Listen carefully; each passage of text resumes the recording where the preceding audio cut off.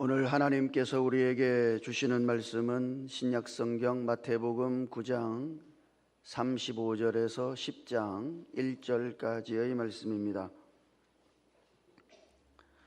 마태복음 9장 35절에서 10장 1절까지의 말씀은 신약성경 14면에 있습니다. 제가 하나님의 말씀을 읽을 때에 함께 하나님의 음성을 들으실 수 있기를 바랍니다.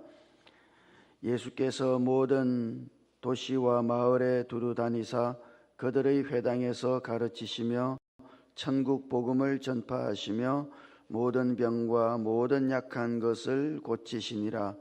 무리를 보시고 불쌍히 여기시니 이는 그들이 목자 없는 양과 같이 고생하며 기진함이라. 이에 제자들에게 이르시되 추수할 것은 많되 일꾼은 적으니 그러므로 추수하는 주인에게 청하여 추수할 일꾼들을 보내주소서 하라 하시니라. 예수께서 그의 12 제자를 부르사 더러운 귀신을 쫓아내며 모든 병과 모든 약한 것을 고치시는 권능을 주시니라. 아멘. 샬롬. 우리는 지금 생명의 공동체를 세우는 42일 캠페인을 진행하고 있습니다. 그러니까 우리가 모라 교회로서 이런 사람들이 되자 하는 의미겠죠. 첫째 주는 성령 충만한 예배자가 되자. 우리가 모라 교회로서 성령 충만한 예배자가 되고, 두 번째 주는 진리를 수호하는 은혜의 빚진 자. 우리가 은혜의 빚진 자로서 훈련된 자로 살자 하는 것이고, 오늘 세 번째 주일 땅끝까지 복음을 전파하는 전도자가 되자. 우리의 모습을 이렇게 자꾸 바꾸어 가자는 의미일 겁니다. 이번 한 주간은 우리가 복음을 전하는 전도자로서의 삶을 구체적으로 한 주간에 실천하며 그렇게 살아가실 수 있기를 바랍니다.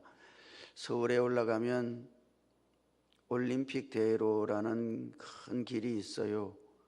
그 길을 따라서 김포 쪽으로 가다 보면 양화대교라고 하는 다리가 나오는데, 그 양화대교를 딱 넘어가면 거기가 합정동입니다. 유행가 가사에도 합정동 이런 가사가 있더만요. 그 합정동인데 거기 가면 두 개의 아주 기념비적인 장소가 있는 것을 볼 수 있어요. 하나는 절두산이라고 하는 곳이고, 다른 하나는 양화진이라는 곳입니다. 원래 절두산은 잠두봉이라고 하는 이름을 가진 산이었는데요. 왜 잠두봉인고 하니 누에가 머리를 들고 있는 것처럼 생겼다, 그래서 잠두봉이라고 부르는 것이죠. 그런데 지금은 그곳이 가톨릭의 대단히 유명한 성지인 절두산이라고 불려집니다. 왜냐 그러면 병인 양요 때 대원군이 천주교를 믿는 교인들을 대거 죽였단 말이죠. 그곳이 잠두봉이에요. 잠두봉에서 천주교를 믿는 사람들 목을 다 베버렸다고요. 그 목을 베가지고 그것을 한강에 던져버렸거든요. 그래서 자를 머리 두 자를 써서 그곳 이름을 절두산이라고 부르는 겁니다. 거기 가면 아직도 그 당시 쓰던 고문 기구들이 남아 있어요. 그리고 여러 가지 기념적인 물건들이 거기 전시되어져 있는 것을 볼 수 있습니다. 그런데 그 절두산을 마주하고 있는 곳이 양화진이라고 하는 곳이거든요. 이곳은 100여 명의 우리나라를 찾아온 10여 개국에서 우리나라를 찾아온 400여 명의 선교사들의 묘지가 있는 곳이에요. 그러니까 개신교 선교사들의 묘지가 있는 곳이죠. 그 묘지에 가보면 선교사들의 묘지가 있고 그 묘비 앞에 각각 그 묘비의 내용이 적혀져 있는 것을 볼 수 있습니다. 우리가 잘 알고 있는 아펜젤러의 묘지에는 이렇게 적혀 있어요. 나는 섬김을 받으러 온 것이 아니라 섬기러 왔습니다. 또 다른 선교사인 젠슨 선교사의 묘비에는 이렇게 적혀 있습니다. 친구를 위하여 목숨을 버리면 이보다 더 큰 사랑이 없느니라. 근데 거기 눈길을 끄는 한 선교사님, 캔드릭이라고 하는 선교사님이요, 이분이 1907년에 조선에 도착했어요, 선교사로서. 그리고 1908년에 24세의 일기로 목숨을 잃습니다. 그 캔드릭 선교사의 묘비에는 이렇게 적혀 있습니다. 나에게 1000개의 생명이 주어진다 해도 그 모두를 한국을 위해 바치리라. 나에게 1000개의 목숨이 주어진다 해도 그것을 한국을 위해 바치겠습니다.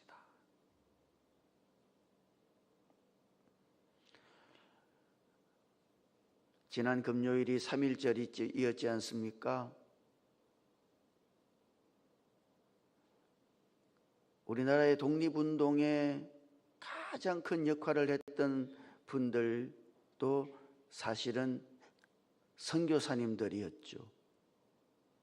1000개의 목숨을 자기에게 준다 하더라도 그 1000개 모두를 조선을 위해서 사용하겠습니다. 얼마나 뜨거운 가슴을 가졌을까요? 선교사로서 이 땅에 와가지고 한국 백성을 위해서, 이 나라를 위해서 자기의 목숨을 다 내놓는다 할지라도 전혀 아까울 것이 없다고 그렇게 고백하고 있는 거죠. 얼마나 가슴 뜨거운 고백입니까?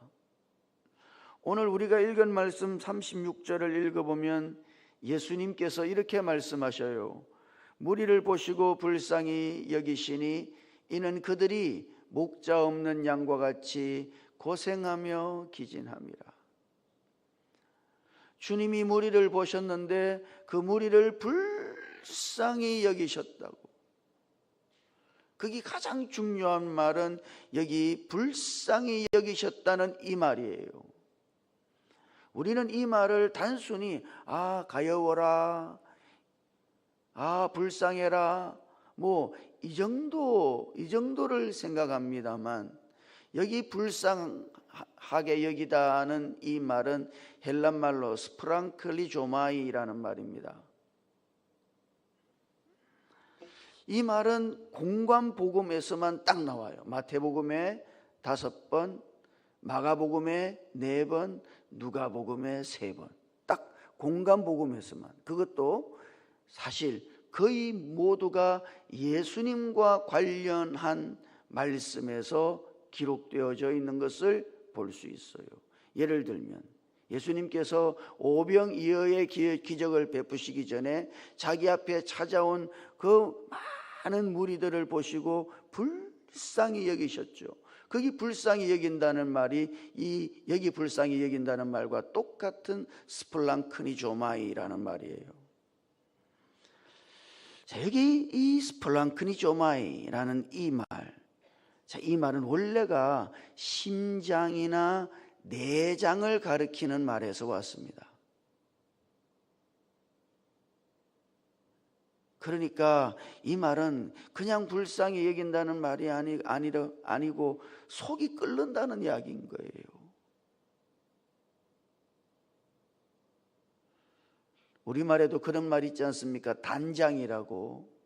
장이 끊어질 것 같다는 이야기죠. 그런 고통을 의미하는 거예요. 그냥 아이고 가엾습니다 정도가 아니라 속이 끓는 그런 불쌍함, 장이 끊어지는 듯한 아픔이 있는 그런 불쌍히 여김. 여러분, 이것이 하나님의 가슴 알이 아니겠어요? 하나님의 아버지의 마음 아니겠습니까? 아니, 사실 이것이 사람을 바라보시는 하나님의 마음이겠지요. 하나님이 우리를 보실 때 스플랑크니조마이 하신다고. 그 속이 끓고 애가 타고 애간장이 녹고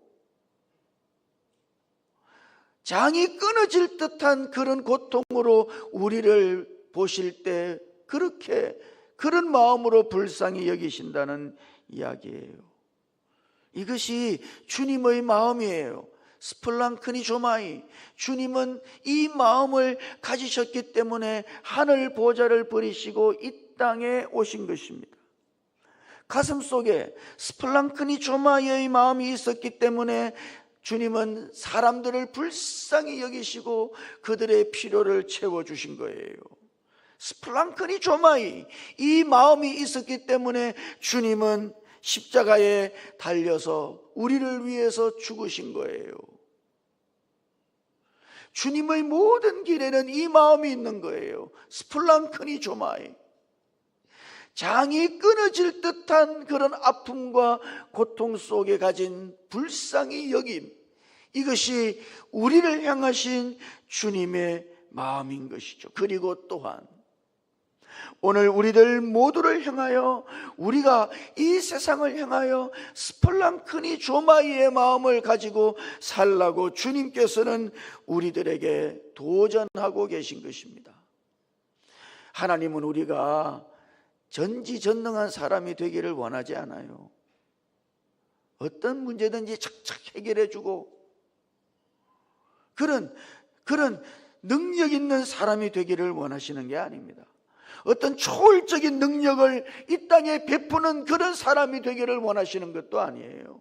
사실은 오늘 우리가 주님과 똑같은 이 불쌍히 여김, 스플랑크니조마이의 마음을 가지고 이 세상을 살라고 주님께서는 오늘 우리들을 향해서 말씀하시는 겁니다. 성경에 보면 깨어있다는 말이 있잖아요.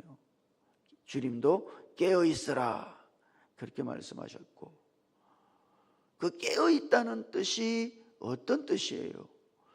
정신을 차리라는 이야기입니까? 야야야 너 정신 차려, 뭐 이런 이야기예요? 깨어있다는 이 말은 현재 주님의 마음을 알고 있다는 뜻입니다. 그게 깨어있는 거예요.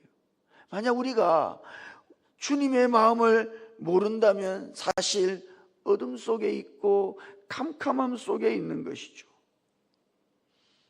누가 복음을 전할 수 있습니까? 스플랑크니조마이, 주님의 마음을 아는 사람. 주님이 무리를 보시고 불쌍히 여기셨죠. 오늘 그런 마음이 우리 안에 있을 때 우리도 사람들을 보고 불쌍히 여기는 이 스플랑크니조마이, 이것이 우리를 전도하도록 복음을 전파하는 사람이 되도록 우리를 이끌어 가시는 것입니다. 사람들에게는 사람들의 가치가 눈앞에 있는 사람이 돈을 얼마를 가졌느냐 하는 것에 의해 결정될 때가 많죠. 저 사람은 얼마나 가졌어? 많이 가졌나? 많이 가졌으면 괜찮은 사람이고 또 가치 있는 사람처럼 판단된단 말이에요. 때로는 어떤 사람이 가지고 있는 영향력의 크기, 저 사람의 영향력이 얼마나 되는가, 그것에 따라서 사람의 가치가 판단됩니다. 또 어떨 때는 그 사람이 가지고 있는 외적인 신분, 저 사람이 지금 뭐하는 사람인가, 그가 가지고 있는 직이 뭔가 하는 것에 의해서 사람의 가치를 판단할 때가 많아요. 그러나 하나님은 어떻습니까? 하나님 앞에서 그가 얼마나 가졌는가,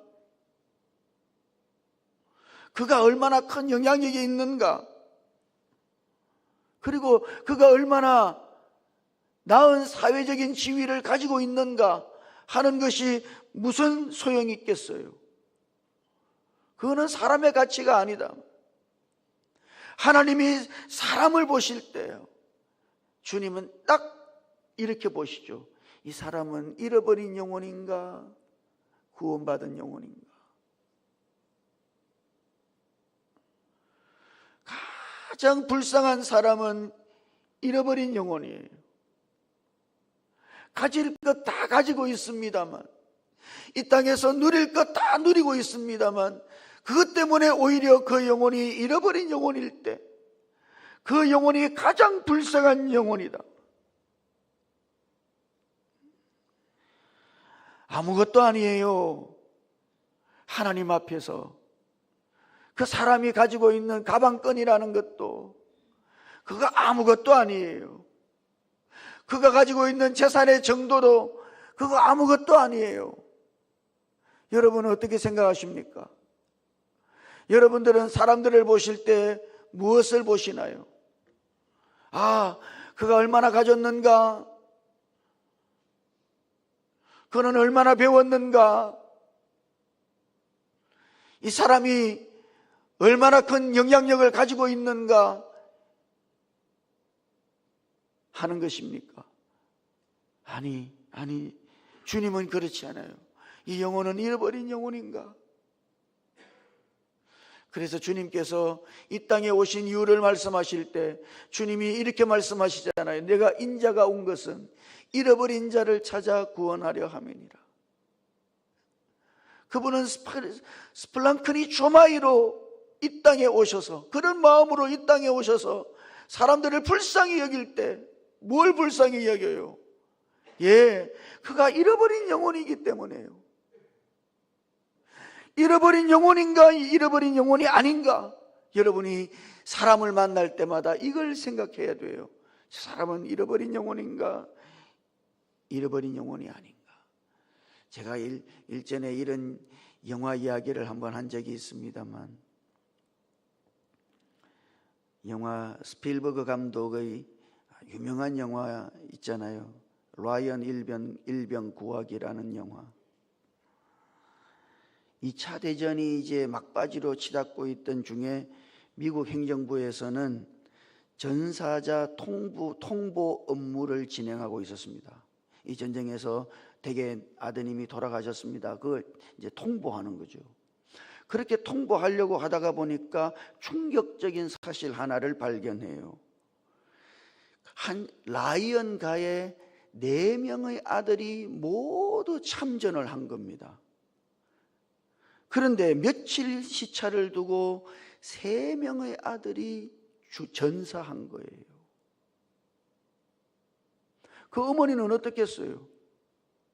아들 4명을 전장터에 보내놨는데 아들 3명이 죽고 막내 아들이 지금 프랑스 전장에서 아직도 살아서 전쟁을 치르고 있다는 그런 보고를 미 행정부에서 받은 거죠. 이 어머니를 위해서 마지막 아들이니 라이언 일병만은 우리가 구해내자, 그렇게 뜻을 모아가지고 그 라이언 일병을 구하기 위해서 8명의 군인들이 그 프랑스로 찾아갑니다. 찾아가면서 한다는 말이, 한 사람의 목숨이 8명의 목숨과 바꿀 만한 가치가 있습니까?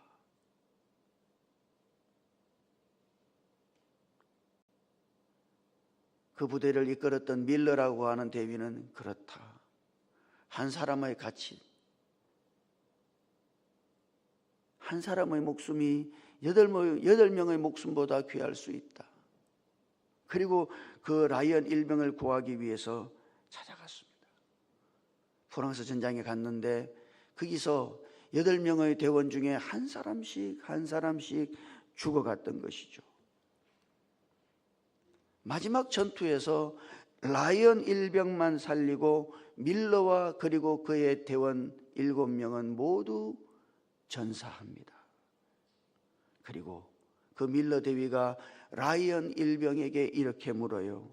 오직 너 하나를 살리기 위해 여러 사람이 목숨을 바쳤다. 그들의 희생으로 너는 살아난 거다. 그들은 이제 더 이상 바칠 것이 없다. 그래, 그러나 너에게는 있다. 너는 그들의 희생에 맞는 인생을 살아야 한다. 이 마지막 말이요. 너는 너를 위해서 희생한 그 8명의 희생에 맞는 인생을 살아야만 한다. 여러분, 오늘 우리가 그렇지 않겠어요? 우리를 살리시기 위해서 희생하신 그리스도의 그 희생에 어울리는 삶을 살아야 한다. 그냥 사는 것이 아니라 나를 살리기 위해서 목숨을 내놓으신 그리스도의 희생에 어울리는 사며, 그분은 어떻게 사셨습니까? 불쌍히 여기는 마음으로 잃어버린 영혼들을 건지며 사셨죠. 그러므로 오늘 우리도 주님의 이 마음을 품고, 주님, 저에게 주님이 영혼들을 불쌍히 여기셨던 그 마음, 그 스플랑크니 조마이의 마음을 저에게도 주시고, 저도 그 마음으로 잃어버린 영혼들을 살리며 살게 해 주십시오.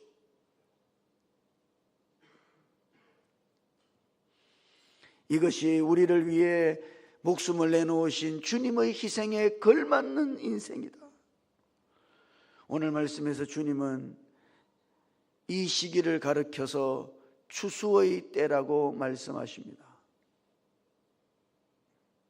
추수할 것이 많다. 추수의 때라는 이야기죠. 그리고 세상은 우리가 추수해야 할 추수의 터전이라고 말씀하십니다. 추수 때가 언제 시작된 거예요? 예수님의 오심과 같이 추수 때가 시작된 것이죠. 예수님이 이 땅에 오시는 순간, 그때부터 이 땅에는 추수의 시기가 시작된 것이에요. 문제는 뭡니까? 주님의 말씀처럼 추수할 것은 많은데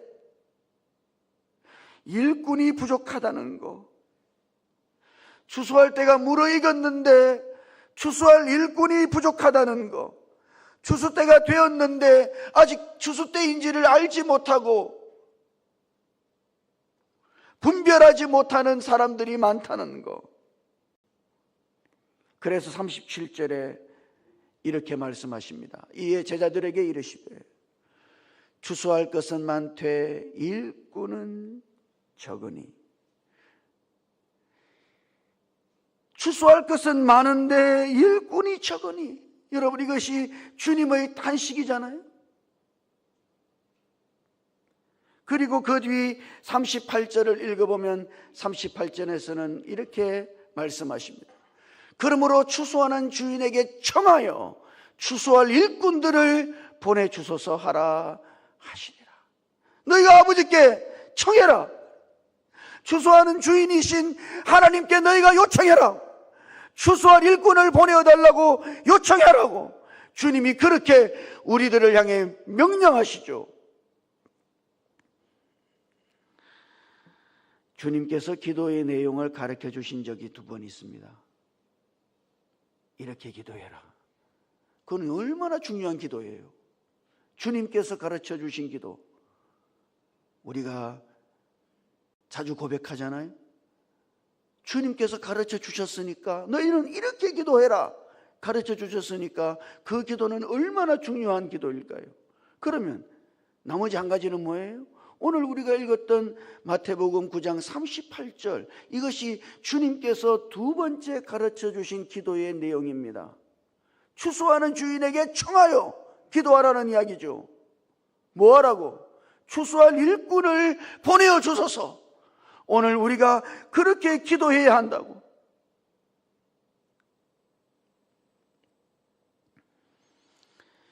추수의 시급성, 시급하다 이 말이에요. 잃어버린 영혼들을 주님께로 이끄는 그 시기가 임박하고 시급하다 이 말이에요. 그래서 누구를 보내달라고? 추수할 일꾼을 보내달라고 그렇게 기도하라고. 여러분, 누가 이렇게 기도할 수 있어요? 여러분은 정말 주님께서는 이렇게 추수하는 주인에게 청하라고 말씀하셨습니다만 여러분들은 어떻습니까? 누가 이렇게 기도할 수 있을까요? 추수되어야 할 영혼들이 많다는 것을 보는 사람, 아직도 추수해야 할 영혼이 너무 많아요. 그것을 보는 사람만 주님이 요청하신 이 기도를 드릴 수 있다는 사실. 오늘 우리들 모두가 주님이 원하시는 땅끝까지 복음을 전파하는 전도자가 되기 위하여 오늘 저와 여러분들의 눈이 활짝 열릴 수 있기를 주님 이름으로 축복합니다. 열려서 추수할 것이 많다는 것을, 추수할 잃어버린 영혼들이 많다는 것을 볼 수 있게 되기를, 그리고 그들을 향한 스플랑크마의 조마이의 마음을 가지고 그렇게 여러분들 모두가 이렇게 주님 앞에 기도하는 사람이 될 수 있기를 주님 이름으로 축복합니다. 우리의 기도가 진실하다면, 여러분 기도는 언제나 그래요. 여러분의 기도가 진실하다면 여러분은 반드시 그 기도에 여러분 자신이 응답해야만 합니다. 만약 여러분이 복음을 전하기 위해 주님 이 복음이 전파되게 하시옵소서, 여러분이 정말 그렇게 기도하고 주님 앞에 간구했다면, 그리고 그 기도가 진실하다면 말이죠, 그것은 여러분 자신이 그 기도에 응답이 될 때일 것입니다.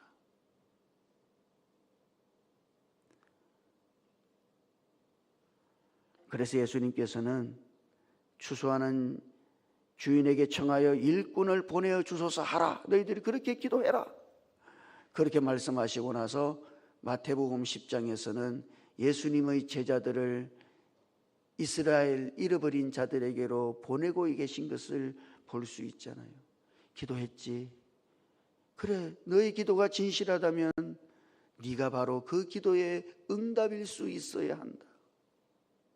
아니, 오늘 우리의 기도가 진실하다면, 주님 추수할 것은 많은데요 일꾼이 부족해요, 추수할 일꾼을 보내어 주십시오. 오늘 우리가 그렇게 진실로 기도할 수 있다면 여러분은 반드시 그 기도에 응답하는 추수하는 일꾼으로 서고 일꾼으로 살아야 한다는 사실이에요. 사랑하는 성도 여러분, 주님의 마음을 보십시다.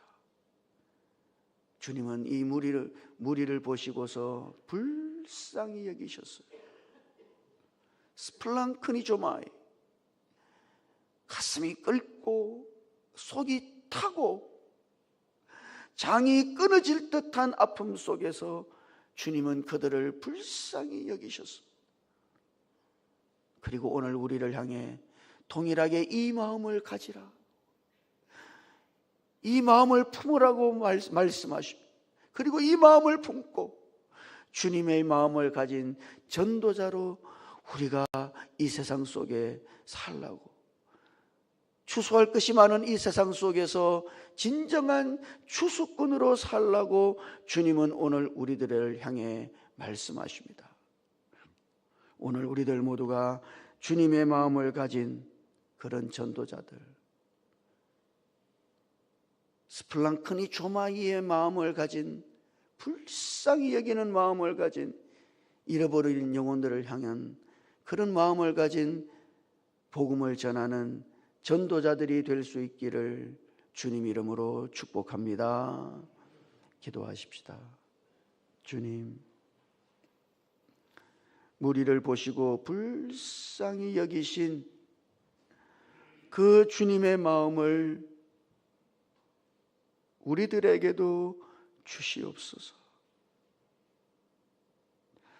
우리도 주님의 마음을 가지고 세상에 잃어버린 영혼들을 보고 추수할 것은 많은데 일꾼이 적음을 알고 주님 앞에 추수할 일꾼을 보내어 주소서 기도할 뿐 아니라 그 기도에 우리 자신이 응답되어 주님의 중심을 가진 그런 복음을 전파하는 전도자로 우리들 모두가 나설 수 있도록, 세워질 수 있도록 주님 역사해 주시옵소서. 우리 주님 예수님 이름으로 기도드립니다. 아멘.